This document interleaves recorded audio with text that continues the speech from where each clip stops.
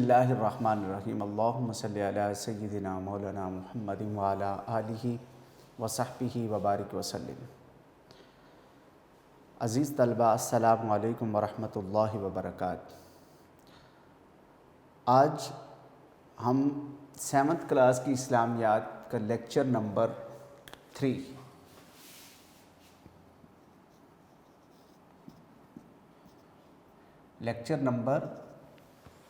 3 پڑھنے جا رہے ہیں۔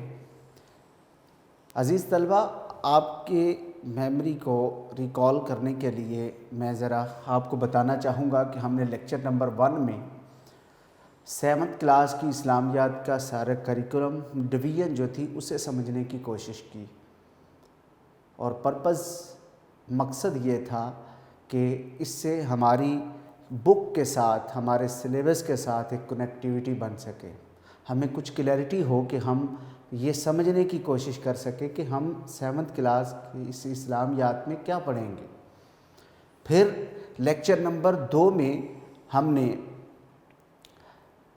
القرآن الکریم باب نمبر 1 جو چیپٹر 1 میں القرآن الکریم کا کچھ پورشن جو ہے اسے ہم نے ریوائز کیا، ناظرہ کی صورت میں، حفظ کی صورت میں، حفظ پلس ترجمہ کی صورت میں، قرآنی آیات کی صورت میں، مسنون دعاؤں کی صورت میں اور کلمہ کی صورت میں۔ تو وہ جتنا پورشن میں نے لیکچر نمبر 2 میں آپ کے گوش گزار کیا، میں امید کرتا ہوں کہ انشاءاللہ العزیز آپ اس کو بعین ہی اسی طرح جیسے آپ کو تلفظ کے ساتھ، ترتیل کے ساتھ، قرآن پاک کے ٹھہراؤ کے ساتھ اور اس کی پروننسیشن کے ساتھ آپ کی خدمت میں پیش کیا گیا ہے، اسی طرح آپ یاد کرنے کی کوشش کریں گے اور اسے ریوائز کر کے اپنے لیے، اپنی فیملی کے لیے، اپنے ماحول کے لیے، اپنے گھر کے لیے ہر طرح سے باعث برکت بنائیں گے، اور ساتھ میں آپ سیم ٹائم جو ہے وہ کلاس کی اس ریکوائرمنٹ کو بھی فلفل کر رہے ہوں گے۔ تو آج ہم لیکچر نمبر 3 میں باب نمبر 2، آپ پہلے لیکچر کی ڈویژن کو مد نظر رکھ کے چلتے رہیں گے تو آپ کی انشاءاللہ العزیز یہ کنیکٹیوٹی بھی رہے گی اور آپ کو سمجھ آتا رہے گا کہ ہم کیا پڑھ رہے ہیں۔ ہم چیپٹر نمبر 2 میں ایمانیات و عبادات، اس عنوان سے یہ چیپٹر ہے جسے آج ہم شروع کر رہے ہیں۔ تو یہ 2 چیزیں ہیں، یہ ایک پیرائے میں 2 عنوان ذکر کیے گئے ہیں، ایمانیات و عبادات، جسے میں نے پہلے لیکچر میں باقاعدہ ایکسپلین کیا تھا، یعنی یہ ہمارے بیسک بیلیوز ہیں، 5 پلر آف ایمان ہیں، 5 ارکان ایمان ہیں، اور یہ عبادات 5 پلر آف اسلام ہیں، 5 ارکان اسلام ہیں، جو انہی عنوان کے ساتھ آپ بعد ازاں بھی سنیں اور پڑھیں گے۔ اس لیے میں ان کی ساری پاسبلٹیز جو ہیں وہ آپ کے سامنے رکھ دیتا ہوں۔ تو اس میں 2 چیزیں چونکہ ایمانیات و عبادات آ گئی، تو اس میں سے ایمانیات کا پہلا چیپٹر ہمارا جو بنتا ہے، جو اس میں اس 7th کلاس کے پورشن میں جو ہمیں پڑھنے کے لیے دیا گیا ہے، وہ ہے رسولوں پر ایمان۔ اللہ رب العزت نے انسانیت کی ہدایت کے لیے، اللہ پاک نے فرسٹ آف آل تو کائنات کو سجایا، اس کو بنایا، پھر اس میں اپنے بندوں کو، انسانوں کو تخلیق کیا۔ اس تخلیق کے ساتھ انسانوں کی رشد و ہدایت کے لیے اللہ پاک نے اپنے برگزیدہ اور چنیدہ بندے بھی منتخب فرمائے۔ وہ جن کو اللہ پاک نے منتخب کیا وہ رسول کہلائے۔ تو کائنات جب سے بنی، یعنی حضرت آدم علیہ السلام سے لے کر آقا کریم صلی اللہ علیہ وآلہ وسلم تک 1,24,000 کم و بیش انبیاء و رسول مبعوث ہوئے۔ قرآن کریم میں نبی اور رسول دونوں الفاظ جو ہیں اپنے انہی برگزیدہ بندوں کے لیے اللہ پاک نے استعمال کیے ہیں، لہٰذا یہ ایک منصب ہے، یہ رسول رسالت جو ہے وہ ایک منصب ہے، رسول ایک منصب پر فائز ہوتا ہے. منصب ایک ذمہ داری کو کہتے ہیں. مثال کے طور پہ یہاں کھڑا استاد آپ کے استاد ہونے کے منصب پر ہے، استادی کے منصب پر ہے.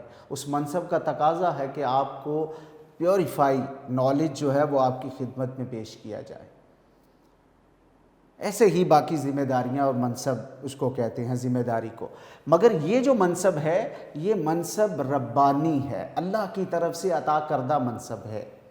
یعنی یہاں کوئی شخص کائنات میں آپ کی کلیئرٹی کے لیے، رسالت کو سمجھانے کے لیے آپ کے گوش گزار کر رہا ہوں کہ یہاں کوئی شخص کائنات میں عبادت، ریاضت، مجاہدہ، مشاہدہ یعنی عبادات کی منازل طے کر کے یہ منصب حاصل نہیں کر سکتا، بلکہ یہ منصب اللہ کا عطائی منصب ہے. 1,24,000 کم و بیش انبیاء اور رسول جو اللہ پاک نے مبعوث فرمائے وہ اللہ کی طرف سے تھے. اللہ نے پہلے سے ان کو منتخب فرمایا، پھر ان کو انسانیت کی ہدایت کے لیے مبعوث فرمایا. لہٰذا یہ جو منصب نبوت و رسالت ہے اس کے آخری نبی اور رسول ہمارے آقا و مولا حضور علیہ الصلوۃ والسلام کی ذات بابرکات ہے. یعنی جو سلسلہ نبوت و رسالت حضرت آدم علیہ السلام سے شروع ہوا، اس سلسلہ نبوت و رسالت کے آخری نبی اور رسول حضرت محمد مصطفیٰ صلی اللہ تعالیٰ علیہ وآلہ وسلم کی ذات بابرکات ہے. تو یہ ایک جامع تعریف رسالت کے اس منصب کے اکارڈنگلی. پھر اس کے ساتھ آپ بریکٹ میں یہ چیز سمجھ رہے ہوں گے، یہ رسالت اور اس کے تقاضے ہیں. جب اللہ پاک نے کسی کو رسول بنایا اور اپنے بندوں کی طرف اسے مبعوث فرمایا، اس سے متعلق فرمایا جا رہا ہے کہ رسالت کیا ہے اور پھر اس کے تقاضے کیا ہیں. اس کو سمجھنے سے پہلے یوں سمجھیں کہ اللہ پاک نے ہم میں سے ہر کسی کو تخلیق کیا ہے، پیدا کیا ہے، اور اس پیدائش کا ذریعہ ایک ماں اور باپ بنے ہیں. اس وجہ سے ہمارا ان کے ساتھ اولاد اور ماں باپ کا ریلیشن ہے.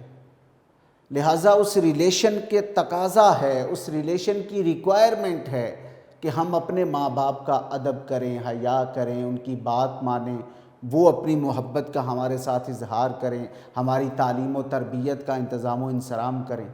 تو یہ باہم ریلیشن کی ریکوائرمنٹس پوری ہو رہی ہیں. یہاں جو رسالت کے ساتھ ایک بندے کا، ایک امتی کا تعلق ہے، اس کے تقاضے یہاں ذکر کیے گئے ہیں. اللہ پاک نے فرسٹ آف آل تو قرآن کریم میں ارشاد فرمایا، اس رسالت، جس رسالت کے ہم متبی ہیں، ماننے والے ہیں، جس نبی کے ہم امتی ہیں، ان سے متعلق اللہ پاک نے فرمایا ما کان محمد ابا احد من رجالکم ولکن رسول اللہ وخاتم النبیین، کہ محمد مصطفیٰ صلی اللہ علیہ وآلہ وسلم تمہارے مردوں میں سے کسی کے باپ نہیں، بلکہ اللہ کے رسول آخری نبی ہیں. یعنی اللہ رب العزت نے قرآن کریم کے اسپیسیفک حصہ میں سورہ الاحزاب میں فرما دیا کہ رسول اللہ صلی اللہ علیہ وآلہ وسلم کی رسالت ختمی اور قطعی ہے. اب قیامت تک کوئی نبی اور رسول نہیں آئے گا. اب ہم امتی ہیں رسول اللہ صلی اللہ علیہ وآلہ وسلم کے، تو ایک امتی ہونے کے ناطے ہمارا کیا ریلیشن بنتا ہے، ایک امتی ہونے کے ناطے ہمیں حضور صلی اللہ علیہ وآلہ وسلم کو کس طرح ماننا چاہیے، ایک امتی ہونے کے ناطے ہم پر ان کو ماننے کے کیا تقاضے ہیں. یہ دراصل اس بریکٹ میں بات سمجھانے کی کوشش کی جا رہی ہے. تو اس کو سمجھنے کے لیے وہ جو تقاضے ہیں بنیادی طور پر وہ سمجھنے کی ضرورت ہے. تو رسالت کے تقاضے بنیادی طور پر سمجھنے کی ضرورت ہے. رسالت کے یہ تقاضے جو ہمارے اس ٹیکسٹ بک میں اس نے ذکر کیے ہیں وہ 4 طرح کے ذکر کیے ہیں جو ہمارے سامنے ہیں. اس میں سے پہلا تقاضا ہے محبت رسول صلی اللہ علیہ وآلہ وسلم. یعنی کسی کے ساتھ تعلق کی جو نوعیت ہوتی ہے، تعلق ریلیشن جو کسی کے ساتھ ہوتا ہے، اس کا بنیادی تقاضا یہ ہے کہ اس کے ساتھ محبت کی جائے، اور پھر سارے ریلیشن، سارے تعلق، سارے معاملات دینی و دنیاوی پر جو حاوی تعلق ہے، جو بڑھ کر تعلق ہے، جو بڑھ کر نسبت ہے، وہ نسبت رسول صلی اللہ علیہ وآلہ وسلم۔ کیوں کہ ایک امتی ہونے کے ناطے ہماری بخشش کا مجدہ حضور صلی اللہ علیہ وآلہ وسلم کی ذات سے منسلک ہے۔ ہماری ہدایت، ہماری رہنمائی، ہماری خیر و برکات و حسنات، یہ سب کچھ حضور صلی اللہ علیہ وآلہ وسلم کی رسالت سے نتھی ہے۔ تو لہٰذا ہمارے تمام تعلق جو ہیں ان پر سبقت، ان پر جو پریفرنس ہے، وہ حضور صلی اللہ علیہ وآلہ وسلم کے تعلق کو ہے۔ آپ دیکھیں، میں نے آپ کو مثال کے طور پر والدین کا ریلیشن سمجھایا، تو والدین کے ساتھ بھی ہمارا محبت کا تعلق ہوتا ہے، مگر یہ جو تقاضا ہے رسالت کا تقاضا، یہ اس سے بھی بڑھ کر محبت چاہتا ہے۔ آقا کریم صلی اللہ علیہ وآلہ وسلم نے فرمایا، لا یؤمن احدکم حتی اکون احب الیہ من والدہ وولدہ والناس اجمعین۔ پھر یہاں جو ذکر کیا گیا ہمارے اس کریکولم میں، باقاعدہ اس ٹیکسٹ بک میں ذکر کیا گیا، حضرت صفوان بن قدامہ سے روایت ذکر کی گئی کہ آپ حضور صلی اللہ علیہ وآلہ وسلم کی خدمت میں حاضر ہوئے، عرض کی، یا رسول اللہ، آپ اپنا ہاتھ بڑھائیں، میں آپ سے بیعت کرنا چاہتا ہوں۔ حضور صلی اللہ علیہ وآلہ وسلم نے اپنا ہاتھ بڑھایا، حضرت صفوان بن قدامہ نے حضور کا ہاتھ تھاما اور عرض کی، یا رسول اللہ، مجھے آپ سے محبت ہے۔ حضور علیہ الصلوۃ والسلام نے فرمایا، اگر مجھ سے محبت ہے تو سن، تم میں سے کوئی شخص اس وقت تک ایماندار نہیں ہو سکتا جب تک مجھے اپنی جان سے بھی بڑھ کر محبوب نہ رکھے۔ حضور نے حضرت صفوان بن قدامہ کے ذریعے انسانیت کی ہدایت فرما دی، رہنمائی فرما دی، اور پھر فرمایا کہ آپ صلی اللہ علیہ وسلم نے فرمایا، آدمی کا حشر اسی کے ساتھ ہوگا جس سے اسے محبت ہوگی۔ یعنی حضور صلی اللہ علیہ وآلہ وسلم کی رسالت سے متعلق ہم پڑھ رہے ہیں، ویسے تو رسالت کے تقاضے پڑھ رہے ہیں، بینگ اے مسلم، ہمیں ہمارے ایمان کا تقاضا ہے بنیادی طور پر کہ ہم تمام انبیاء و رسل پر ایمان لائیں کہ وہ سب اللہ کی طرف سے تھے، اللہ کے برگزیدہ تھے، اللہ کے منتخب تھے، اللہ کے نبی الرسول تھے، مگر اس کے ساتھ ساتھ رسول اللہ صلی اللہ علیہ وآلہ وسلم کے ہم امتی ہیں، ڈائریکٹلی حضور کی نبوت و رسالت سے فیض یاب ہونے والے ہیں۔ اس لیے حضور کی ذات کے ساتھ ہمارا یہ تعلق جو ہے اس محبت کا، اس تعلق کا، اس نوعیت کا بنتا ہے کہ ہم ہر چیز سے بڑھ کر حضور کے ساتھ محبت کریں، اور کیوں نہ کریں کہ حضور کی ذات بابرکات وہ ذات ہے جو اپنی امت کے لیے غم خوار تھی۔ حضور خود تو رحمت للعالمینی کی شان سے مبعوث ہوئے تھے، مگر اٹھا کے دیکھیں سیرت کی کتابیں کہ حضور رات بھر قیام اللیل فرماتے اور اللہ کی بارگاہ میں سجدہ ریز ہو کر گڑ گڑاتے، تو کیا مانگتے؟ ربی حبلی امتی، اے میرے مولا میری امت کو بخش دے، میری امت کے ساتھ خیر کا معاملہ فرما۔ تو پھر ایک امتی کا بھی یہ فرض بنتا ہے کہ وہ حضور کے ساتھ اپنا تعلق جو ہے اسے مضبوط کرے، اور اسے حبی تعلق، محبت والا تعلق بنائے، اور اسے اس ریلیشن کو پیوریفائی کرے۔ یہ تقاضا بنتا ہے حضور کے ساتھ اس نسبت کا۔ پھر دوسرے نمبر پر تعظیم رسول صلی اللہ علیہ وآلہ وسلم۔ تعظیم دراصل عزت اور عصمت کو کہتے ہیں، ادب اور حیا کو کہتے ہیں۔ تو کائنات میں حضور سے بڑھ کر کس کا حیا ہو سکتا ہے؟ اللہ رب العزت نے سورہ الاعراف میں ذکر فرمایا، تو جو لوگ ان پر ایمان لائے، ان کی رفاقت کی اور انہیں کی مدد کی، اور جو نور ان کے ساتھ نازل ہوا ہے اس کی پیروی کی، وہی مراد پانے والے ہیں۔ یعنی جس نے فرما برداری کی اللہ کے رسول کی اور اللہ کے رسول پر نازل کردہ احکام کی، ان کی فرما برداری کی، تعظیم کی، ادب کیا، حیا کیا، تو اللہ پاک نے فرمایا وہی لوگ مراد پانے والے ہیں، یعنی وہی لوگ ہدایت پر ہیں، وہی لوگ ہدایت پانے والے ہیں۔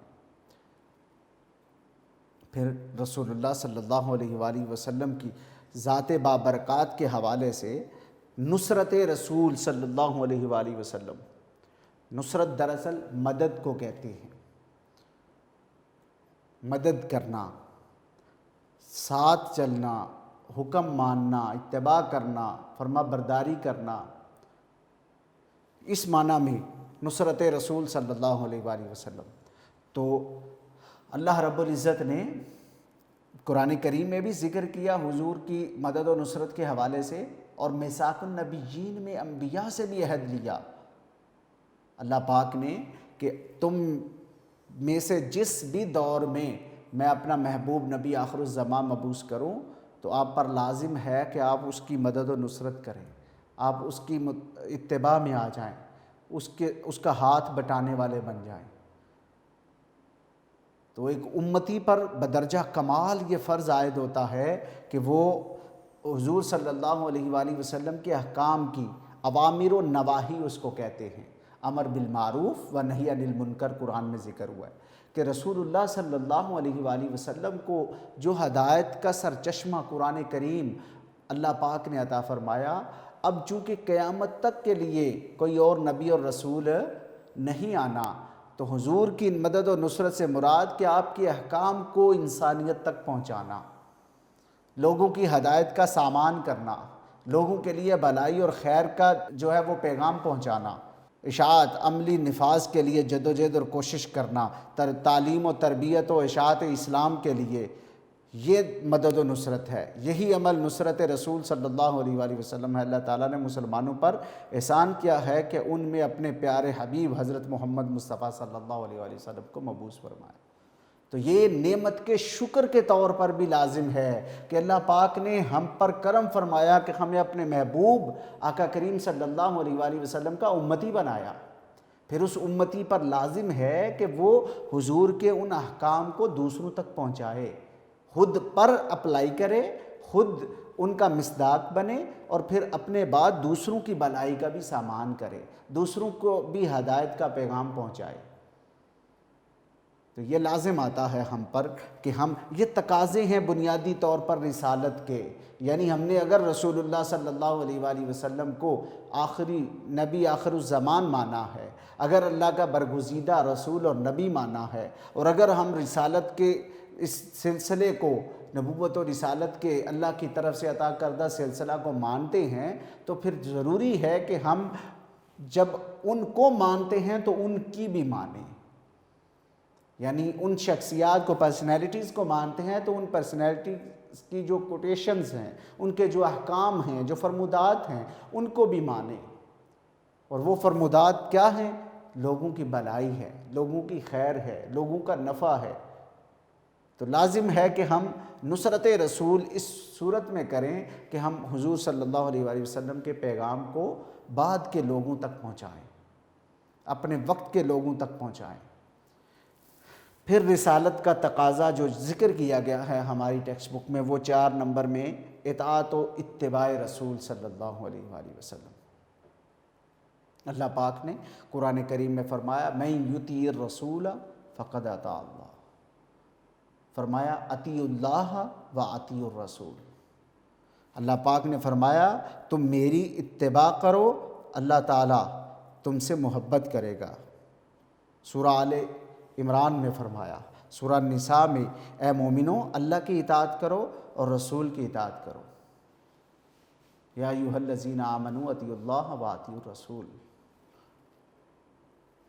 کہ رسول اللہ صلی اللہ علیہ وآلہ وسلم کی اطاعت و اتباع دراصل حقیقی دین ہے، اور دین کی اصل اسپرٹ ہے،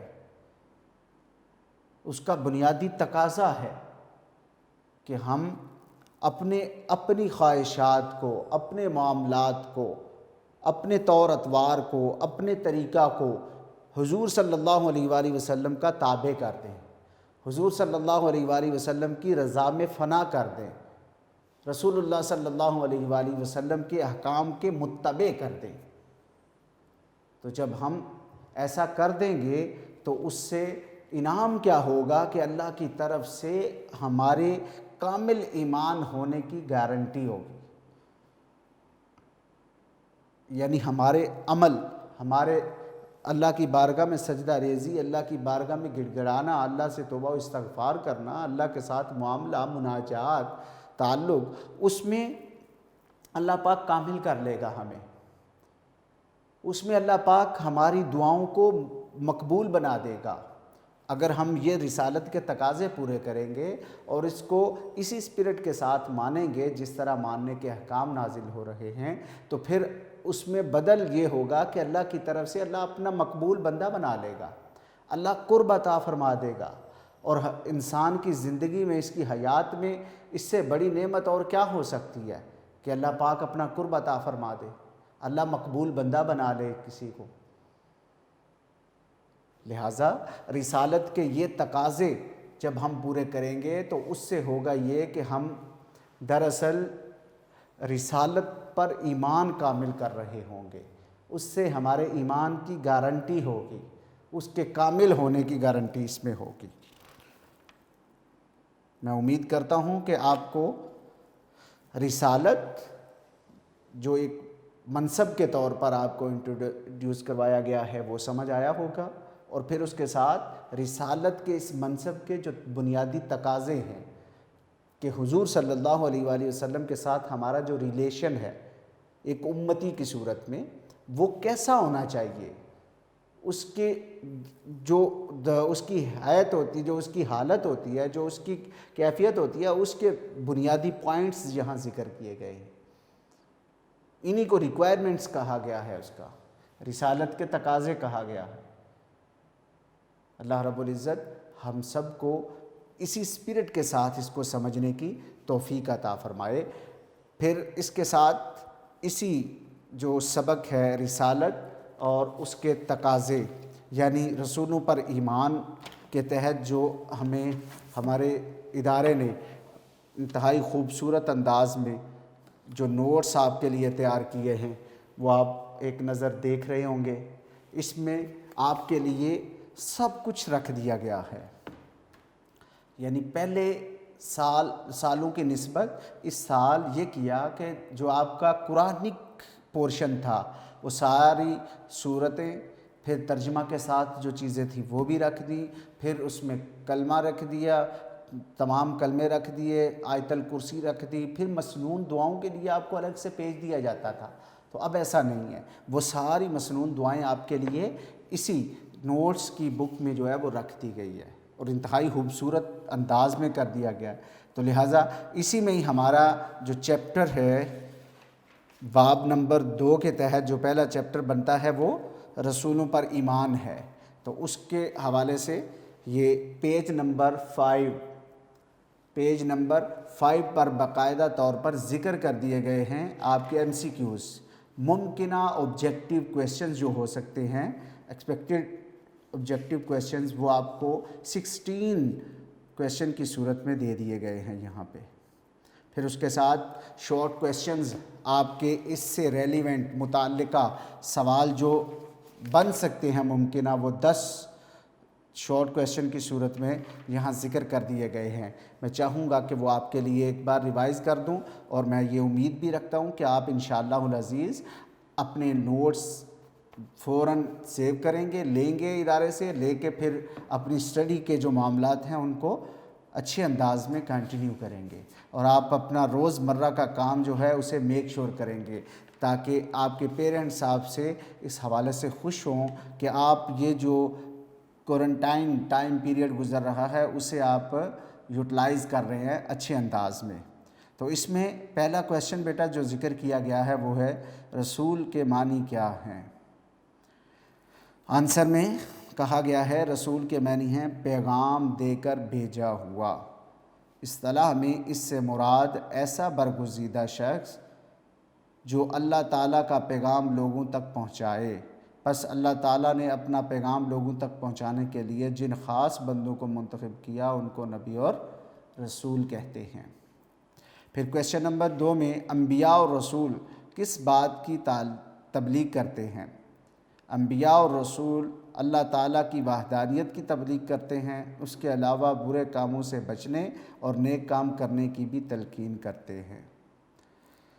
رسالت پر صحیح ایمان کے حامل لوگ کون ہیں؟ رسالت پر صحیح ایمان کے حامل وہی لوگ ہیں جو رسالت کے تقاضوں کو پورا کرتے ہیں۔ ابھی ہم نے یہ باقاعدہ ڈیٹیل ذکر کیا، اس کویسچن سے ریلیونٹ چیز ہے کہ رسالت کے تقاضے کیا ہیں اور کیسے ان کو پورا کیا جا سکتا ہے۔ کویسچن نمبر 4 میں رسالت کے تقاضوں کو پورا کرنے سے کیا فائدہ حاصل ہوتا ہے؟ رسالت کے تقاضوں کو پورا کرنے سے صحیح ایمان نصیب ہوتا ہے اور دنیا اور آخرت میں کامیابی بھی حاصل ہوتی ہے۔ بارگاہ رسالت میں معمولی سی بے ادبی کا کیا نقصان ہے؟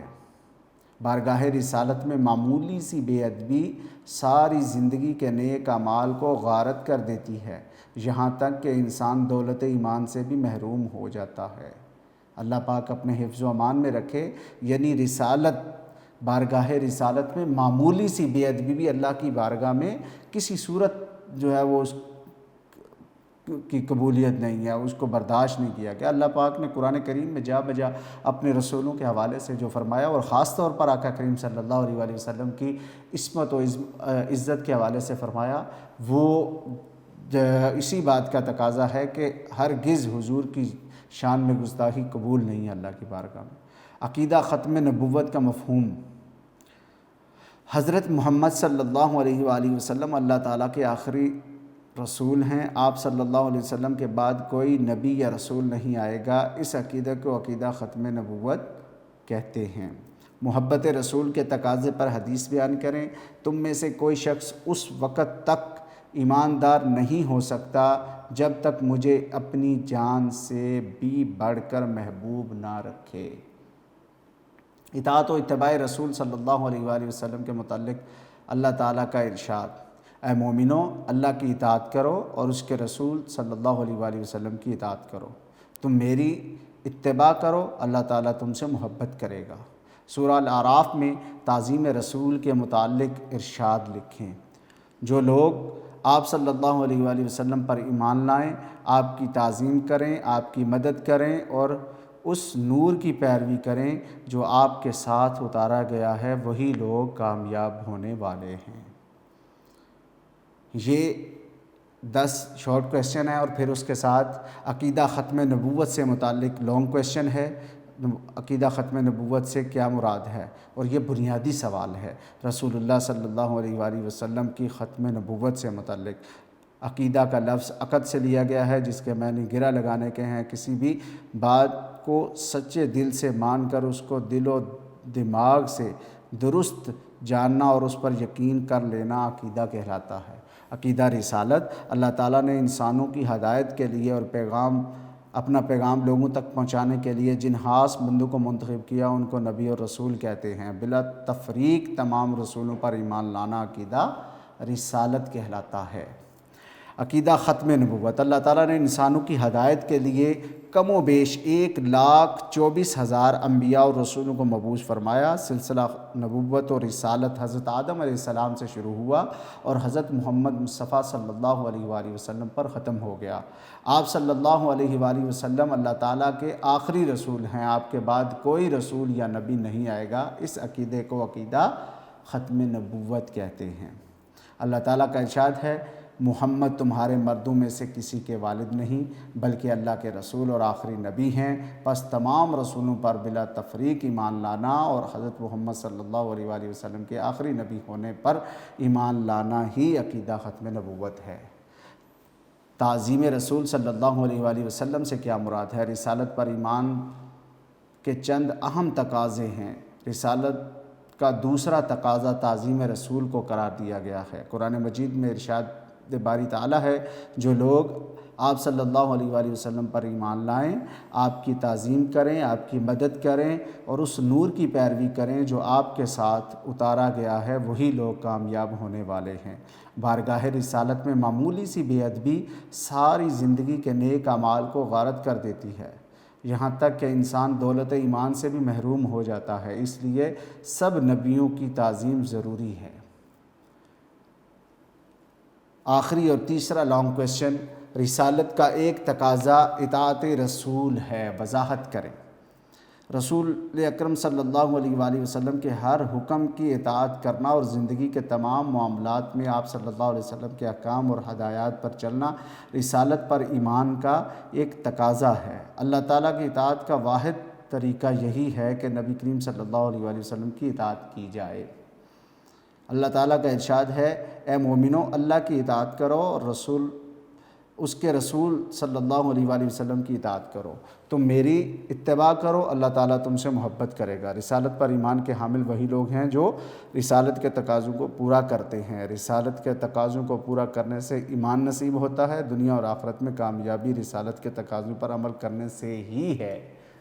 اللہ رب العزت ہم سب کا حامی و ناصر ہو، ہمیں بہتر اور اچھے انداز میں اس کو یاد کرنے کی توفیق عطا فرمائے اور اسے سمجھنے کی توفیق عطا فرمائے۔ اسلامیات بیٹا ہمارے لیے لازم و ملزوم ہے، دنیا کے لیے بھی اور آخرت کے لیے بھی۔